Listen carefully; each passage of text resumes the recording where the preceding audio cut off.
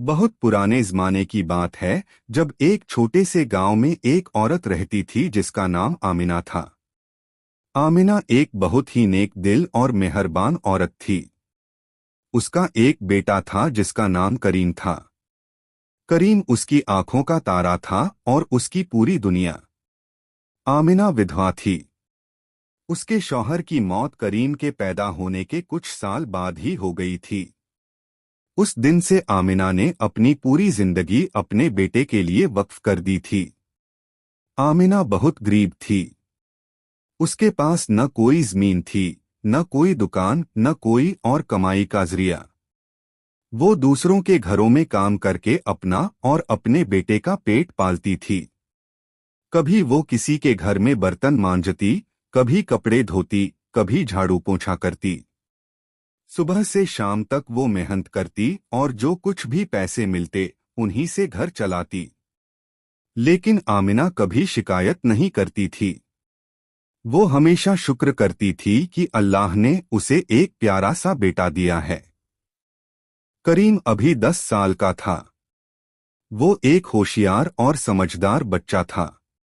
दूसरे बच्चों की तरह वो भी खेलना कूदना पसंद करता था, लेकिन वो अपनी अम्मी की तकलीफों को भी समझता था।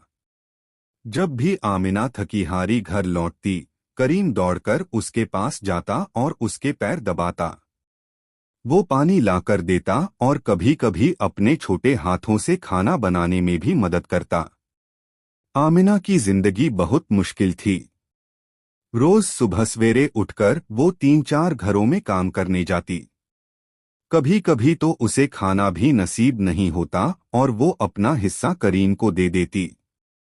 जब करीम पूछता कि अम्मी आपने क्यों नहीं खाया, तो वो मुस्कुराकर कहती कि उसका पेट भरा हुआ है। लेकिन करीम जानता था कि उसकी अम्मी भूखी सोती है ताकि उसे खाना मिल सके। एक दिन की बात है, करीम स्कूल से घर आ रहा था। रास्ते में उसने देखा कि दूसरे बच्चे अच्छे अच्छे कपड़े पहने हुए हैं, उनके पास किताबें हैं, कॉपियां हैं और पेंसिलें हैं। लेकिन करीम के पास सिर्फ एक पुरानी किताब थी जो उसे किसी ने दी थी, और कुछ फटे हुए कागज थे जिन पर वो लिखता था। उसके कपड़े भी पुराने और फटे हुए थे। कुछ बच्चे उसका मजाक उड़ाते थे और कहते थे कि वो गरीब है। करीम को बुरा लगता था, लेकिन वो कुछ नहीं कहता था। वो सिर्फ चुपचाप घर चला जाता। उस दिन जब वो घर पहुंचा तो उसने देखा कि उसकी अम्मी अभी तक घर नहीं आई थी। वो बाहर बैठकर इंतजार करने लगा। शाम हो गई लेकिन आमिना नहीं आई। करीम परेशान होने लगा। आखिरकार जब अंधेरा हो गया तब आमिना घर पहुंची। वो बहुत थकी हुई लग रही थी और उसके हाथ में एक छोटा सा बोरा था। करीम दौड़कर उसके पास गया। अम्मी आप इतनी देर से क्यों आईं? मैं बहुत परेशान हो गया था, करीम ने कहा। आमिना ने अपने बेटे को गले लगाया और कहा, बेटा मुझे थोड़ा ज्यादा काम। उस रात खाना खाते वक्त करीम ने अपनी अम्मी से पूछा, अम्मी हम इतने गरीब क्यों हैं? दूसरे बच्चों के पास अच्छे कपड़े हैं, अच्छी किताबें हैं, लेकिन मेरे पास कुछ नहीं है। आमिना का दिल बैठ गया। उसे अपने बेटे की तकलीफ समझ में आ गई। उसने करीम को अपनी गोद में बिठाया और कहा, बेटा गरीबी कोई बुरी चीज नहीं है। अल्लाह गरीबों से मोहब्बत करता है। हाँ, हमारे पास दौलत नहीं है, लेकिन हमारे पास एक दूसरे का प्यार है। और यह प्यार किसी भी दौलत से बड़ा है। तुम्हारे अब्बू ने जाते वक्त मुझसे कहा था कि तुम्हारी अच्छे से परवरिश करूं, और मैं अपनी पूरी कोशिश कर रही हूं कि तुम्हें हर वो चीज दूं जो तुम्हें चाहिए। करीम ने अपनी अम्मी को कसकर गले लगाया और कहा, अम्मी मुझे कुछ नहीं चाहिए, बस आप मेरे साथ रहें। आमिना ने अपने बेटे को चूमा और दुआ की कि अल्लाह उसे हमेशा खुश रखे। दिन गुजरते गए और करीम बड़ा होता गया। अब वो 14 साल का हो गया था। उसने देखा था कि उसकी अम्मी किस तरह रात दिन मेहनत करती है। उसने फैसला किया कि अब वो भी कुछ काम करेगा और अपनी अम्मी की मदद करेगा। एक दिन उसने अपनी अम्मी से कहा कि वो स्कूल छोड़कर काम करना चाहता है। आमिना को यह सुनकर बहुत दुख हुआ। उसने हमेशा चाहा था कि उसका बेटा पढ़ लिख कर कुछ बने। उसने करीम से कहा, नहीं बेटा, तुम स्कूल नहीं छोड़ोगे। तालीम बहुत जरूरी है। मैं चाहती हूं कि तुम पढ़ लिख कर एक काबिल इंसान बनो। लेकिन करीम ने कहा, अम्मी, मैं आपकी तकलीफें नहीं देख सकता। आप इतनी मेहनत करती हैं और फिर भी हमारे पास कुछ नहीं है। अगर मैं भी काम करूं तो हमारी हालत बेहतर हो जाएगी। आमिना की आंखों में आंसू आ गए। उसने अपने बेटे की समझदारी को देखकर अल्लाह का शुक्र अदा किया। लेकिन उसने फिर भी कहा, बेटा, तुम पढ़ाई करो। मैं तुम्हारे लिए मेहनत कर सकती हूँ। बस तुम अच्छे से पढ़ो और कुछ बन जाओ। करीम ने अपनी अम्मी की बात मान ली। लेकिन उसने ठान लिया था कि वो स्कूल के बाद कुछ न कुछ काम करेगा। उसने एक दुकान पर काम मांगा जहां उसे शाम को कुछ घंटों के लिए मदद करनी होती थी। दुकानदार ने उसे थोड़े पैसे देने का वादा किया। जब आमिना को यह पता चला तो उसने मना किया, लेकिन करीम ने कहा कि वो सिर्फ थोड़ा वक्त दुकान पर बिताएगा और उसकी पढ़ाई में कोई फर्क नहीं पड़ेगा। आमिना को मानना पड़ा क्योंकि उसे अपने बेटे की जिद का पता था। करीम अब स्कूल जाता, फिर दुकान पर काम करता और रात को घर आकर पढ़ाई करता। वो बहुत मेहनती था और अपनी पढ़ाई में भी अच्छा था। उसके उस्ताद उसकी तारीफ करते थे और कहते थे कि अगर वो इसी तरह मेहनत करता रहा तो जरूर कामयाब होगा। एक दिन करीम दुकान पर काम कर रहा था। तभी वहां एक अमीर आदमी आया। उसने करीम को देखा और पूछा, बेटा, तुम इतनी छोटी उम्र में यहाँ क्या कर रहे हो? तुम्हें तो स्कूल में होना चाहिए। करीम ने जवाब दिया, जी, मैं स्कूल जाता हूँ। यह काम मैं स्कूल के बाद करता हूँ ताकि अपनी अम्मी की मदद कर सकूं। अमीर आदमी ने पूछा, तुम्हारे वालिद क्या करते हैं? करीम ने कहा, मेरे अब्बू की वफात हो गई है। अब सिर्फ मेरी अम्मी हैं जो मुझे पाल रही हैं। अमीर आदमी करीम की बात सुनकर बहुत मुतअस्सिर हुआ। उसने करीम से और सवाल पूछे और जब उसे पूरी कहानी मालूम हुई तो उसकी आंखों में आंसू आ गए। उस आदमी का नाम हाजी इब्राहिम था और वो एक बहुत नेक दिल इंसान था। हाजी इब्राहिम ने करीम से कहा, बेटा, तुम बहुत अच्छे हो। अपनी अम्मी की इतनी फिक्र करना बहुत बड़ी बात है। अल्लाह तुम्हें इसका जरूर बदला देगा। उसने दुकानदार से कुछ सामान खरीदा और जाने लगा। लेकिन जाते वक्त उसने करीम को कुछ पैसे दिए और कहा, यह तुम्हारी मेहनत का सिला है। इसे अपनी अम्मी को दे देना। करीम ने पहले तो लेने से इनकार किया, लेकिन हाजी साहब ने जोर देकर कहा कि वो जरूर ले। करीम ने शुक्रिया अदा किया और वो पैसे ले लिए। उस रात जब करीम घर पहुंचा तो उसने वो पैसे अपनी अम्मी को दिए। आमिना ने जब पैसे देखे तो वो हैरान हो गई। यह तो काफी रकम थी। यह पैसे कहाँ से आए? आमिना ने पूछा। करीम ने पूरा वाकया सुनाया। आमिना ने अल्लाह का शुक्र अदा किया और दुआ की कि अल्लाह हाजी इब्राहिम को जन्नत नसीब करे। उस रात आमिना ने करीम को गले लगाया और कहा, बेटा, तुम मेरी ताकत हो। तुम्हारे बगैर मैं कुछ भी नहीं हूँ। अल्लाह तुम्हें हमेशा खुश रखे। कुछ दिन बाद हाजी इब्राहिम फिर उसी दुकान पर आया। इस बार उसने करीम को बुलाया और कहा, बेटा, मैंने तुम्हारे बारे में सोचा है। मैं चाहता हूं कि तुम मेरे यहाँ काम करो। मेरे पास एक बड़ा कारोबार है और मुझे एक ईमानदार लड़के की जरूरत है। तुम दिन में अपनी पढ़ाई करो और शाम को मेरे यहाँ आकर काम कर लो। मैं तुम्हें अच्छी तनख्वाह दूंगा। करीम को यकीन नहीं हुआ। यह तो बहुत अच्छा मौका था।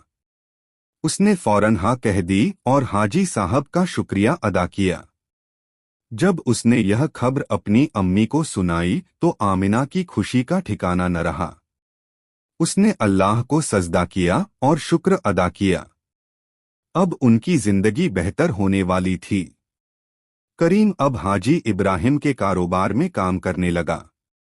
वो बहुत मेहनत से काम करता और हाजी साहब उससे बहुत खुश थे। करीम की ईमानदारी और लगन देखकर हाजी साहब ने उसकी तनख्वाह बढ़ा दी। अब करीम की कमाई से घर की हालत सुधरने लगी। आमिना को अब इतनी मेहनत नहीं करनी पड़ती थी। करीम ने अपनी अम्मी से कहा कि अब वो काम छोड़ दें और घर पर आराम करें। लेकिन आमिना ने कहा, नहीं बेटा, मैं काम करूंगी। तुम अभी छोटे हो और तुम्हें पढ़ाई पर ध्यान देना चाहिए। मैं अभी काम कर सकती हूँ। करीम ने जोर दिया, लेकिन आमिना नहीं मानी। उसने सिर्फ अपना काम थोड़ा कम कर दिया। अब वो सिर्फ 2 घरों में काम करती थी। साल गुजरते गए और करीम 18 साल का हो गया। उसने अपनी पढ़ाई पूरी कर ली थी और अब वो हाजी इब्राहिम के यहाँ पूरे वक्त काम करता था। हाजी साहब ने उसे अपना मुनीम बना दिया था और अच्छी तनख्वाह देते थे। करीम अब अच्छा कमाने लगा था और उसके घर की हालत बहुत बेहतर हो गई थी। करीम ने एक छोटा सा घर खरीदा और अपनी अम्मी को वहां शिफ्ट कर दिया। यह घर पुराने टूटे फूटे झोपड़े से बहुत बेहतर था। आमिना को अपना घर मिलने पर बहुत खुशी हुई। उसने अल्लाह का लाख शुक्र अदा किया और अपने बेटे के लिए दुआएं की। करीम ने अपनी अम्मी से कहा कि अब वो काम छोड़ दें। अब उनकी जरूरत नहीं है कि वो काम करें। आमिना ने इस बार मान लिया। उसकी उम्र भी हो गई थी और शरीर भी अब साथ नहीं दे रहा था। उसने काम करना छोड़ दिया और घर पर रहने लगी। अब आमिना का वक्त अपने घर में गुजरता। वो खाना बनाती, घर साफ करती और अपने बेटे का इंतजार करती। जब करीम शाम को घर आता तो आमिना उसके लिए खाना तैयार रखती। दोनों साथ बैठकर खाना खाते और दिन भर की बातें करते। एक दिन हाजी इब्राहिम ने करीम को बुलाया और कहा, करीम, अब तुम बड़े हो गए हो। तुम्हारी उम्र शादी की हो गई है। क्या तुमने इस बारे में सोचा है? करीम ने कहा, हाजी साहब, मैं अभी शादी नहीं करना चाहता। मुझे पहले अपनी अम्मी का ख्याल रखना है और थोड़ा और पैसा जमा करना है। हाजी इब्राहिम ने कहा, बेटा, यह सोच गलत है। शादी करने से तुम्हारी अम्मी का ख्याल रखने में कोई रुकावट नहीं आएगी, बल्कि तुम्हारी बीवी तुम्हारी अम्मी की मदद करेगी। और मैंने तुम्हारे लिए एक अच्छी लड़की देखी है। वो मेरी दूर की रिश्तेदार है। बहुत नेक और समझदार लड़की है। करीम ने कहा कि वो अपनी अम्मी से बात करेगा और फिर फैसला करेगा। उस रात उसने आमिना को सारी बात बताई। आमिना बहुत खुश हुई। उसने कहा, बेटा, हाजी साहब सही कह रहे हैं। तुम्हें अब शादी कर लेनी चाहिए। मैं तुम्हारी बहू का इंतजार कर रही हूँ। करीम ने हाजी साहब को हाँ कह दी। लड़की का नाम फातिमा था। हाजी साहब ने दोनों को मिलवाया और सबको एक दूसरे से पसंद आ गए। कुछ महीनों बाद करीम और फातिमा की शादी हो गई।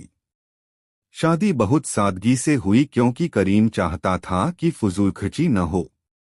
फातिमा भी एक सीधी सादी लड़की थी और उसे भड़कीली चीजें पसंद नहीं थीं। शादी के बाद फातिमा करीम के घर आ गई। आमिना ने अपनी बहू का बहुत अच्छे से स्वागत किया। उसने फातिमा को गले लगाया और कहा, बेटी, अब यह तुम्हारा घर है। तुम्हें यहाँ किसी चीज की कमी नहीं होनी चाहिए। और तुम मुझे अम्मी समझो, सास नहीं। फातिमा की आंखों में आंसू आ गए। उसने आमिना के पैर छुए और कहा, अम्मी, आपने मुझे इतना प्यार दिया। मैं आपकी बेटी हूँ और हमेशा आपकी खिदमत करूंगी। दोनों औरतों के बीच बहुत अच्छा रिश्ता बन गया। फातिमा आमिना का बहुत ख्याल रखती। वो उनके लिए खाना बनाती, उनके कपड़े धोती और उनका हर काम करती। आमिना भी फातिमा से बहुत मोहब्बत करती और उसे अपनी बेटी की तरह मानती। करीम यह सब देखकर बहुत खुश था। उसकी अम्मी और बीवी में इतना प्यार देखकर उसका दिल खुशी से भर जाता। वो अल्लाह का शुक्र अदा करता कि उसे इतनी अच्छी बीवी मिली। 1 साल बाद फातिमा के पहला बच्चा हुआ, एक प्यारा सा बेटा। आमिना की खुशी का ठिकाना न रहा। उसने अपने पोते को गोद में लिया और खूब दुआएं दीं। बच्चे का नाम अहमद रखा गया, करीम के वालिद के नाम पर। आमिना अब दादी बन गई थी। वो अहमद को बहुत प्यार करती और उसकी हर छोटी बड़ी जरूरत का ख्याल रखती। जब फातिमा घर के काम में मसरूफ होती तो आमिना अहमद को संभालती। वो उसे कहानियां सुनाती, गाने गाती और उसके साथ खेलती। इस तरह कुछ साल और गुजर गए। अहमद अब 4 साल का हो गया था। करीम का कारोबार भी अच्छा चल रहा था। हाजी इब्राहिम ने उसे अपना साझीदार बना लिया था। अब करीम की कमाई भी अच्छी हो गई थी। उसने अपने घर में कुछ सुधार करवाए और सब कुछ ठीक चल रहा था। लेकिन एक दिन अचानक आमिना की तबीयत खराब हो गई। उसे तेज बुखार आया और वो बिस्तर पर पड़ गई। करीम ने फौरन हकीम को बुलाया। हकीम ने जांच की और कुछ दवाइयां दीं। लेकिन आमिना की तबीयत सुधरने के बजाय और खराब होती गई। करीम बहुत परेशान हो गया। उसने शहर के सबसे अच्छे हकीम को बुलवाया। हकीम ने बताया कि आमिना को एक गंभीर बीमारी है और उसका इलाज मुश्किल है। करीम का दिल बैठ गया। वो अपनी अम्मी के बगैर जिंदगी की कल्पना भी नहीं कर सकता था। उसने हकीम से कहा, हकीम सा,